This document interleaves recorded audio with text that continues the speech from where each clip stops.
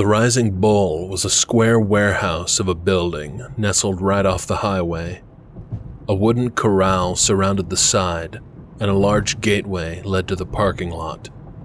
Mounted above the gateway was a big red longhorn skull with heavy-duty chains wrapped around the horns. One eye socket was a bright yellow bulb, and the other remained hollow. Sikkim, the Rising Bull's mascot, glowed against the darkened sky, enchanting all who met his gaze, and Carmen was bewitched every time she saw him. The place was slap full, so Carmen parked in the back. Time to cut loose.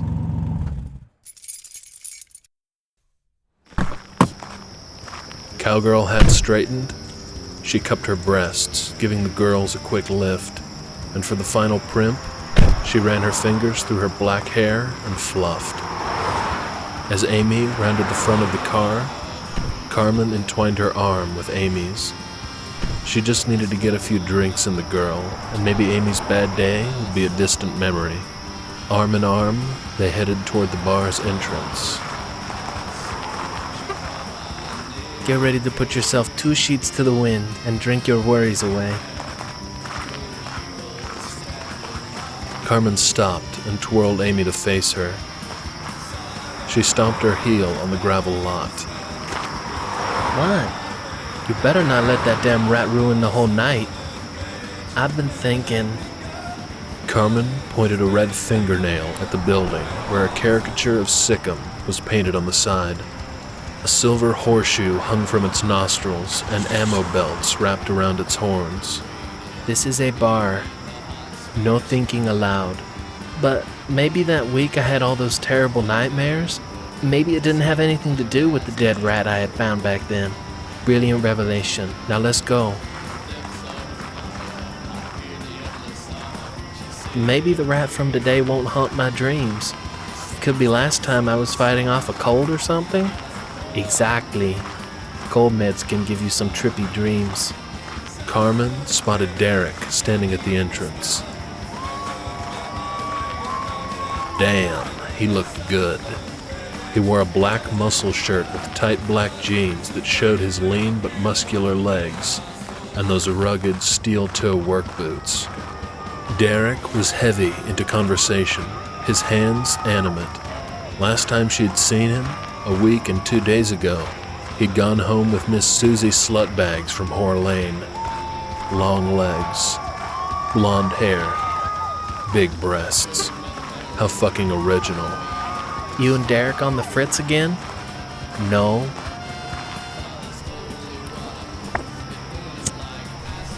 Where had he been this time? Rock climbing, skydiving, running with the fucking bulls?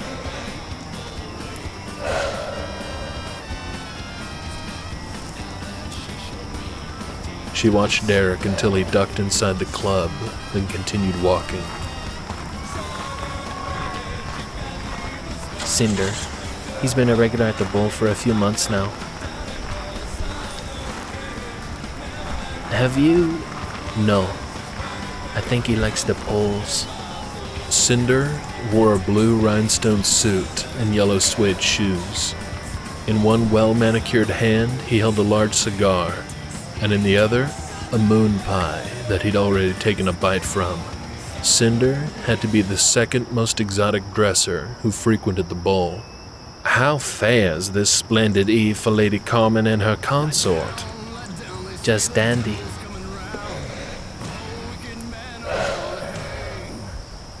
May I offer a guess?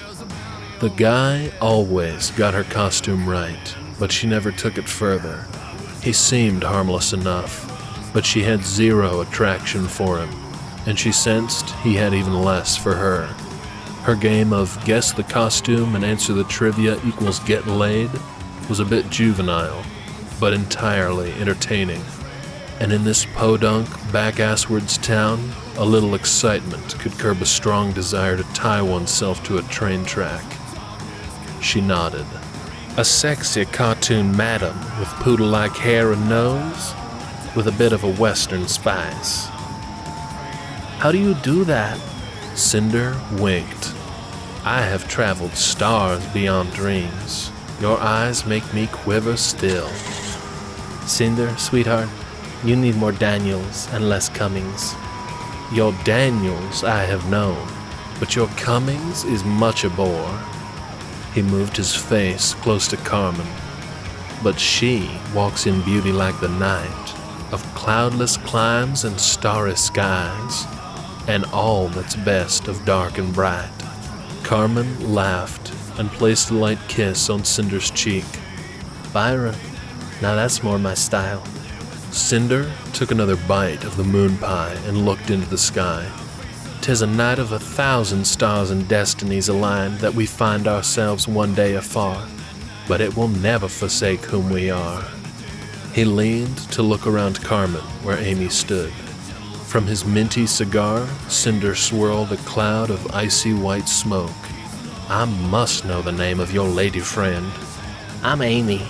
She gave a wave. What will never forsake who we are? Our sign from the stars that we are eternally aligned. Such unorthodox vibes pour forth this moment in time. Is it too forward to ask of your sorrows and pains? Amy's eyes grew wide, gawking at Cinder as if he were some sort of celebrity. Her day's been awesome. Catch you later. Carmen snatched her by the wrist.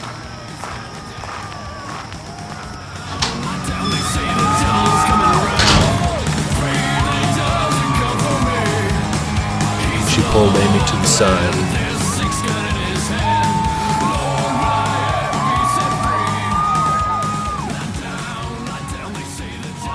I have something for you. Carmen fished through her own purse. She found the purple vibrator still in the package. Meat bastard. Put that away. What would Shane think? It was his idea. A short brunette with pigtails and shorty shorts leaned over Amy's shoulders. I have that exact one, except mine's pink. You'll love it. She disappeared into the crowd. Amy snatched the vibrator and shoved it in her purse. Her arms crossed over her chest. She glared at Carmen. You gave it a name? Carmen mimicked Amy's angry expression and body posture, but with a touch of exaggeration. I name all my playthings. I can't believe Shane would ask you to buy me a toy. What was he thinking? He wasn't thinking. He's got a penis and he's breathing. But the brute is in love with you on a die-hard level, so take the gift and be grateful. Probably worried about leaving you alone so much. Watching Amy's face redden, Carmen struggled with an uncontrollable urge to laugh her fucking head off. Again, she dug into her giant purse and grabbed her cosmetic bag. She forced it into Amy's hand. Put some war paint on that pretty face and loosen up, girl. Why? The urge to laugh faded, replaced by frustration. Because the mopey, pouty woe is me is tiresome, and I refuse to babysit. Besides, I need to dance, get drunk, and maybe even score myself a man. But your negative Nancy vibes are going to be a super buzzkill. She lifted her chin, gesturing to the ladies' room. Bury the damn rat already. Forgo the mournful widow plain Jane look and put some damn makeup on. When Amy's posture drooped and her frown deepened, Carmen wanted a do-over. If only she could take back all the shit she had just yammered. Amy took the cosmetic bag. I'm sorry I've been such a downer. If you keep thinking bad things are going to happen, then they will.